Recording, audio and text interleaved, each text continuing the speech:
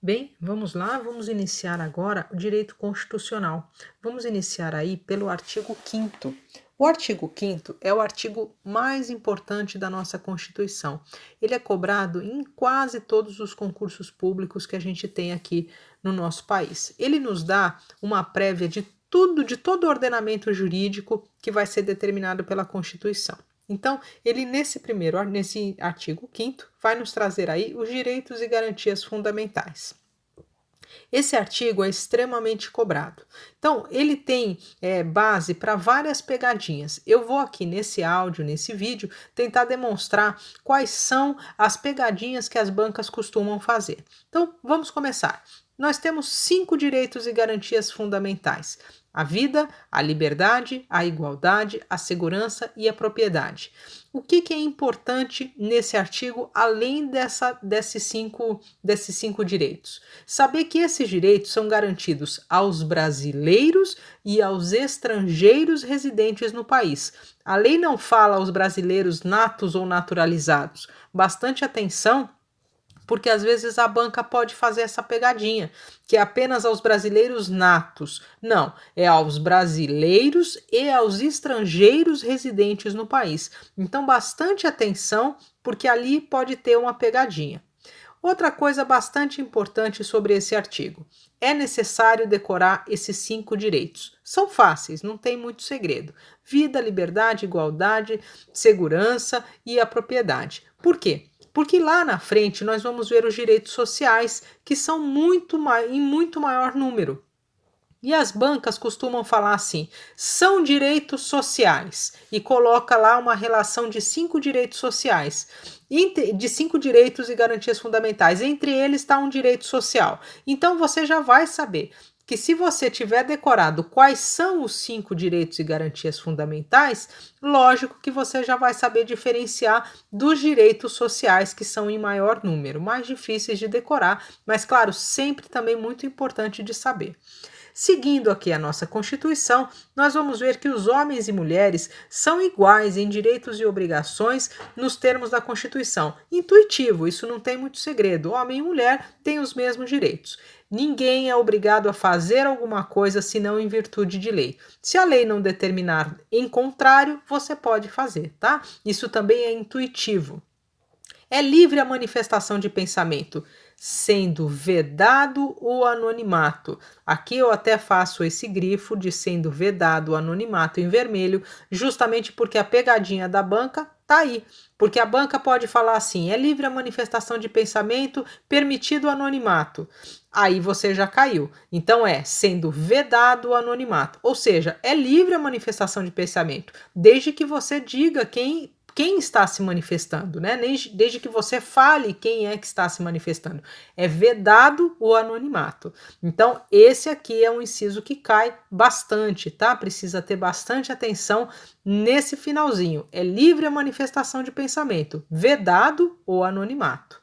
Na sequência, a gente vai ter aqui que é assegurado o direito de resposta proporcional ao agravo, além de indenização por dano material, moral ou à imagem. Ou seja, é assegurado o direito de resposta nem maior e nem menor, proporcional ao agravo, né, aquela ofensa que foi sofrida, além da indenização.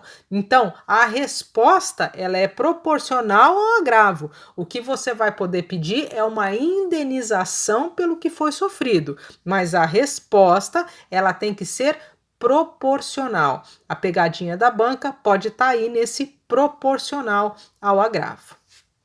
É inviolável a liberdade da consciência e de crença, sendo assegurado o livre exercício de cultos religiosos e garantida, na forma da lei, a proteção de locais de culto e as suas liturgias. Bastante simples também, tá?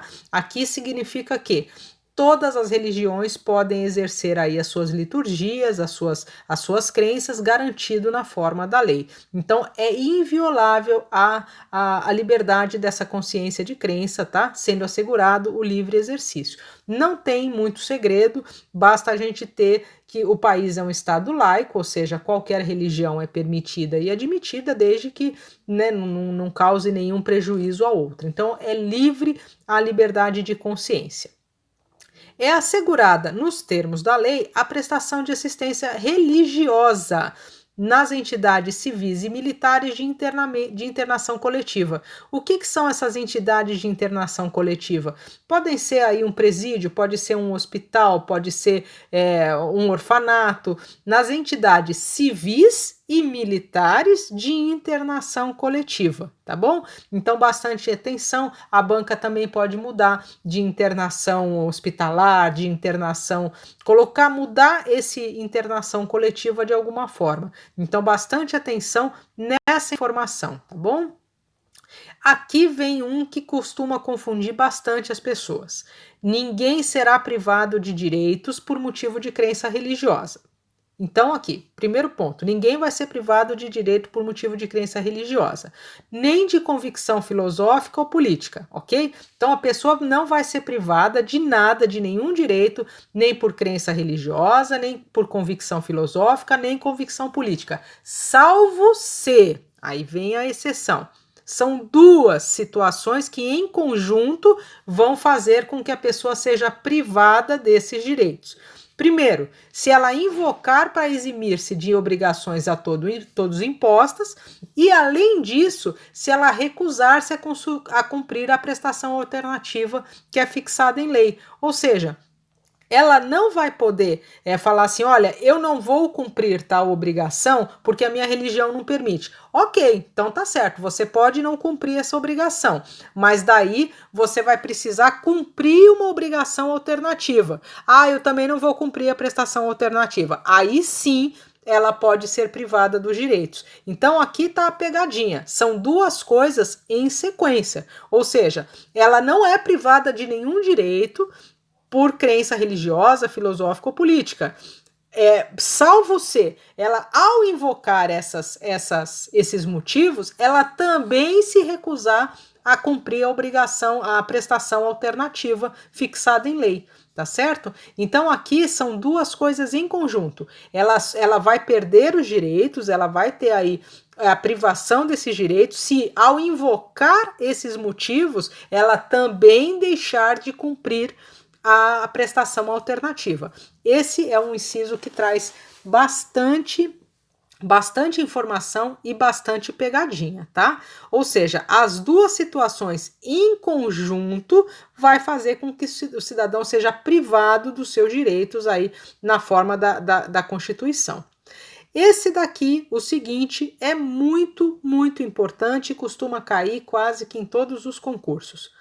A casa é asilo inviolável do indivíduo, ninguém nela podendo penetrar sem o consentimento do morador. Não é do proprietário, não é do dono, não é do inquilino, é do morador, aquele que está na posse do imóvel. É ele quem permite ou não a entrada. Então a casa é asilo inviolável do indivíduo, ninguém nela podendo penetrar sem o consentimento do morador.